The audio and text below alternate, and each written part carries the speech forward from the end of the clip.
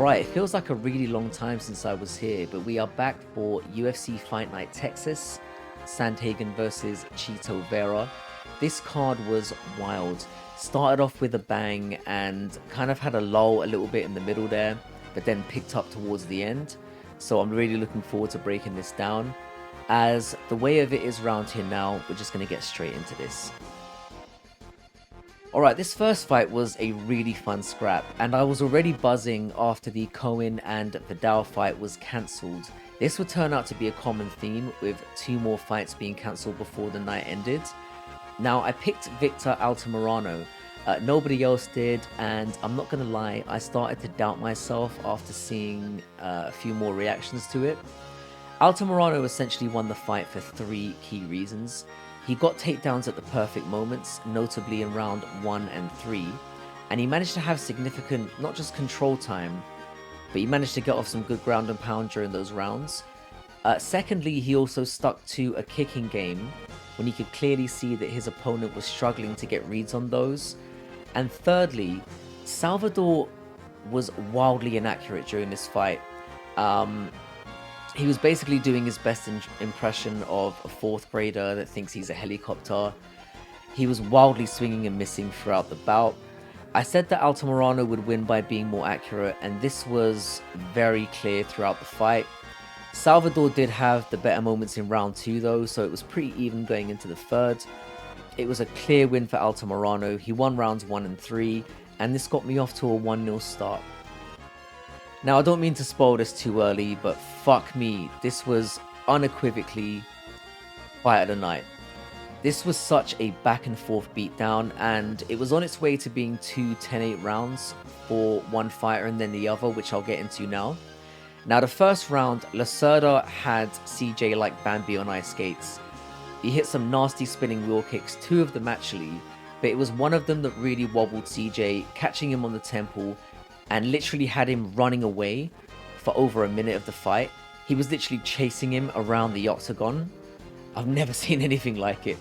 CJ managed to swing back enough when it got back trading again, just about enough to stop the ref from calling it off. And oddly, Lacerda chose to fall on top with a minute to go and give CJ plenty of time to recover rather than piling on the pressure, which turned out to be a massive mistake. This was a 10-8 round, but when they were both going back to the stools, CJ looked like he was getting his wits about him, and Da Silva looked exhausted. So the second round, Vergara completely turned the tables. He started going to the body immediately, which drained his opponent even more, and then he started raining down nasty elbows when he did get on top. He eventually piled on enough pressure to get the fight stopped. I thought he was out of there in the first. I thought the fight was going to be done, so this was an incredible comeback. This one felt really great, and what a start to the cards. The UFC actually needs to start putting flyweights to start cards more often. The energy in there, the way things started off was just amazing. So this took me to 2-0. If you have not watched this one, you really need to go back and look at it. It was such a strange fight, but such a cracker. And yeah, well done CJ for fighting off adversity and managing to come back. This fight was actually really good as well, for different reasons. I did pick Giles. I was somewhat unconvinced by this in my build-up, but I picked Giles, and I'm really glad that I did. He was able to stuff the takedowns early, which had me really confident, and he started like poking out really nice, slick jabs, which I thought were going to define the fight. And it turned out they did, but it took a little while to get going. Parsons was wearing really bad damage early. Those slick jabs at the beginning really messed up his eye. Now, Parsons did manage to get Giles down, and he almost locked in a choke in the first, and I thought Giles was out of there. He kind of managed to twist out of it in a lucky moment and escape, and he ended the round on top. I didn't think this was enough to win the round though, and I had it 1-0 Parsons going into the second. Now in the second round, Giles went back to the effective jab, and Parsons started to fade visibly. He ended the second with hammer fists on top after piecing him up a bit with that jab, and I had it 1-1 going into the final round, and it was all to play for as far as I was concerned. Now the doctor came in at the beginning of the third to look at Parsons' eye, and this must have been a massive indication to the judges of where the fight was going. Now, In the beginning of the third, Parsons managed to get 2 takedowns but wasn't really able to do much with it. And Giles ended up turning the tables and hitting hammer fists after again going to that jab during the third. For me, this fight was crystal clear. It was 2-1 to Giles. And Parsons looked like he ended the fight with a golf ball stuck to the side of his head. It was a fun scrap. I called it a clear UD for Giles, but somehow it got called a split. The judging was... There was clearly some weird stuff going on with the judging. But yeah, this took me to 3-0. And this was the beginning of a little bit of a slide for me, so let's brace ourselves for that. Now, I did say both of these men were dreadful, and I got one part of that correct. I said Alexander doesn't belong in the UFC, and yeah, that was a little bit wide of the mark.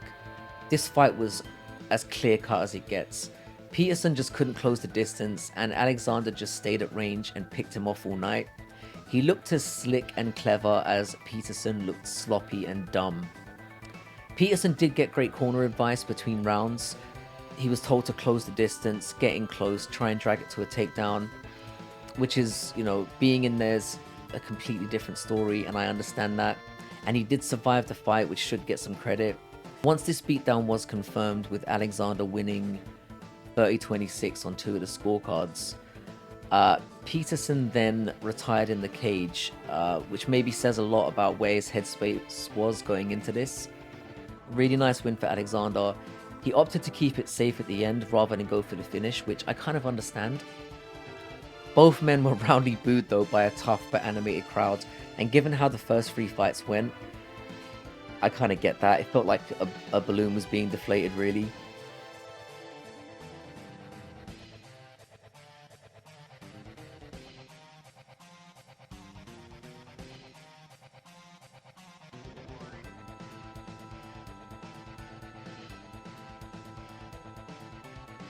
Alright, so we began this fight finding out that the cap fight was cancelled. And this really was a buzzkill because I was looking forward to that one. We also got confirmation that Home got a 6-fight deal.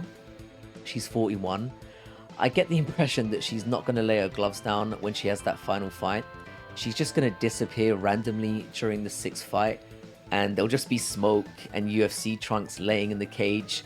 And then her Force Ghost will have to do the Octagon interview with Rogan.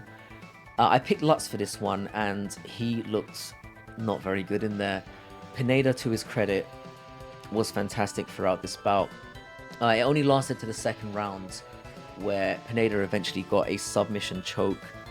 But I will say that for both these men, they have had significant time off. I was very confident picking Tucker Lutz, and this actually managed to torpedo one of 3 active parlays I had going. I'll get to the other 2 later. But yeah, this was a case of 2 guys that hadn't been in there for a while. There were a lot of unknowns going into it. I thought Tucker Lutz would get this one done easily, but he didn't. I think he'll get a 2nd chance due to the layoff, and he did have 1 or 2 moments, but Pineda looked absolutely brilliant in there, and fair play to him. Experienced guy, got the job done. Yeah, this took me to 3-2. And yeah, things started to go a little bit downhill. Alright, so I'm going to be back for the main card in a few minutes. Thanks very much for hanging out and checking this out, especially to the people who are watching these regularly. Really appreciate it. The main card was an interesting one, so do stick out for that. There was some really interesting fights and things that happened on that one. 3-2 to end the prelims, not the best, but yeah, I'll take it. Hopefully things can improve when we get to the main card. See you all in a bit.